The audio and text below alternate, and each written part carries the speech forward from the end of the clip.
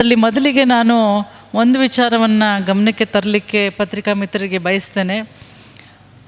ನಮ್ಮ ದೇಶದಲ್ಲಿ ಅಥವಾ ನಮ್ಮ ಸಮಾಜದಲ್ಲಿ ಹೆಣ್ಣು ಎಷ್ಟು ಸುರಕ್ಷಿತಳು ಅನ್ನೋದು.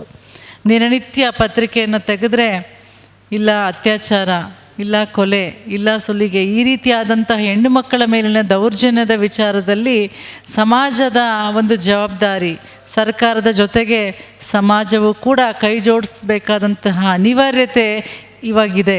ಯಾವಾಗ ನಮ್ಮ ಮಕ್ಕಳು ನಾವು ಸುರಕ್ಷಿತವಾಗಿ ಈ ಒಂದು ಸಮಾಜದಲ್ಲಿ ಬದುಕ್ಬೋದು ಅನ್ನೋದಕ್ಕೆ ನಾವೆಲ್ಲರೂ ಕೂಡ ಶೀಘ್ರವಾಗಿ ಜೊತೆಯಾಗಿ ಉತ್ತರವನ್ನು ಕಂಡುಕೊಳ್ತಕ್ಕಂಥ ಸನ್ನಿವೇಶಗಳನ್ನು ದಿನನಿತ್ಯ ಪತ್ರಿಕೆಯಲ್ಲಿ ಮತ್ತು ಟಿ ವಿ ದೃಶ್ಯ ಮಾಧ್ಯಮದಲ್ಲಿ ನೋಡುವಾಗ ಬಹಳಷ್ಟು ನೋವಾಗುತ್ತೆ. ಯಾಕಂದರೆ ನನಗೂ ಕೂಡ ಇಬ್ಬರು ಹೆಣ್ಣುಮಕ್ಕಳು ಈಚೆ ನನ್ನ ಒಬ್ಬಳನ್ನ ವಿದೇಶಕ್ಕೆ ಕಳಿಸಿದ್ದೀನಿ ಓದಲಿಕ್ಕೆ. ಅಲ್ಲಿಯ ಒಂದು ಆತಂಕ, ಅಲ್ಲೂ ಕೂಡ ಸುರಕ್ಷಿತರಲ್ಲ. ಈ ಭೂಮಿ ಮೇಲೆ ಹೆಣ್ಣುಮಗಳು ಸುರಕ್ಷಿತರಾಗಿ ಇರಬೇಕಂದ್ರೆ ಈ ಸಮಾಜ ಯಾವ ನಿಟ್ಟಿನಲ್ಲಿ ಹೋಗ್ಬೇಕು ಅನ್ನೋದೇ ಒಂದು ಪ್ರಶ್ನೆ. ಮತ್ತು ಇವತ್ತು ನನ್ನ ಚಿಕ್ಕ ಮಗಳು ಕೂಡ ಹೊರಗಡೆ ಹೋದಾಗ ಮನೆಗೆ ಬರೋವರೆಗೂ ಕೂಡ ನಮಗೂ ಆತಂಕ. ನಿಮ್ಮ ಮನೆಯಲ್ಲಿರೋ ಹೆಣ್ಣುಮಕ್ಕಳ ವಿಚಾರದಲ್ಲೂ ಕೂಡ ಇದೇ ರೀತಿ.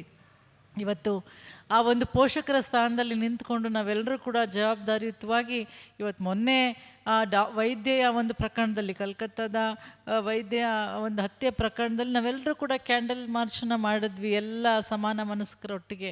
ಅಷ್ಟಕ್ಕೆ ನಿಂತೋಗುತ್ತಾ ಮತ್ತೆ ಮುಂದುವರೆದು ಕಾನೂನುಗಳು ಗಟ್ಟಿಯಾಗಿ ಈ ರೀತಿಯಾದಂಥ ಪ್ರಕರಣದಲ್ಲಿ ಶೀಘ್ರವಾಗಿ ಉಗ್ರವಾದಂತಹ ಕಠಿಣವಾದಂಥ ಶಿಕ್ಷೆ ಆ ಒಂದು ತಪ್ಪಿತಸ್ಥರಿಗೆ, ಅಪರಾಧಿಗಳಿಗೆ ಸಿಕ್ಕಿದಾಗ ಮಾತ್ರ ಎಲ್ಲೋ ಒಂದು ಕಡೆ ನ್ಯಾಯವನ್ನು ನಾವು ಕೂಡ ನಿರೀಕ್ಷೆ ಮಾಡಬೇಕಾಗುತ್ತೆ.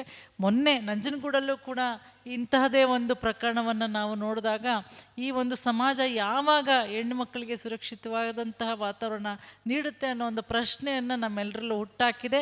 ಆ ನಿಟ್ಟಿನಲ್ಲಿ ಕಾನೂನನ್ನು ರಕ್ಷಣೆ ಮಾಡ್ತಕ್ಕಂಥವ್ರು ಯಾರೇ ಆಗಿರಲಿ ಅಂಥ ಅಪರಾಧಿಗಳನ್ನು ಸದೆ ಬಡಿತಕ್ಕಂತಹ ಒಂದು ಸನ್ನಿವೇಶ ನಿರ್ಮಾಣವಾಗಬೇಕು ಈ ಸಮಾಜದಲ್ಲಿ ಅನ್ನೋದು ನಮ್ಮೆಲ್ಲರ ಒಕ್ಕರಲಿನ ಒಂದು ಕೂಗು. ಮಹಿಳಾ ದೌರ್ಜನ್ಯ ಬರೀ ಮಾತಲ್ಲ. ಮಹಿಳಾ ದೌರ್ಜನ್ಯವನ್ನು ತಡಿಬೇಕಂದ್ರೆ, ಮಹಿಳಾ ಅಪರಾಧಿಗಳನ್ನು, ಮಹಿಳೆಯರ ಮೇಲೆ ನಡೀತಕ್ಕಂಥ ಅಪರಾಧಿಗಳನ್ನು ತಡಿಬೇಕಾದ್ರೆ ಪ್ರತಿಯೊಬ್ಬರೂ ಕೂಡ, ಸಮಾಜದಲ್ಲಿರ್ತಕ್ಕಂಥ ಪ್ರತಿಯೊಬ್ಬರೂ ಕೂಡ ನಾವೆಲ್ಲರೂ ಕೈ ಜೋಡಿಸ್ಬೇಕು ಅನ್ನೋದನ್ನು ಈ ಒಂದು ಸಂದರ್ಭದಲ್ಲಿ ಪ್ರಪ್ರಥಮವಾಗಿ ನಾನು ಹೇಳಲಿಕ್ಕೆ ಇಚ್ಛಿಸ್ತೇನೆ.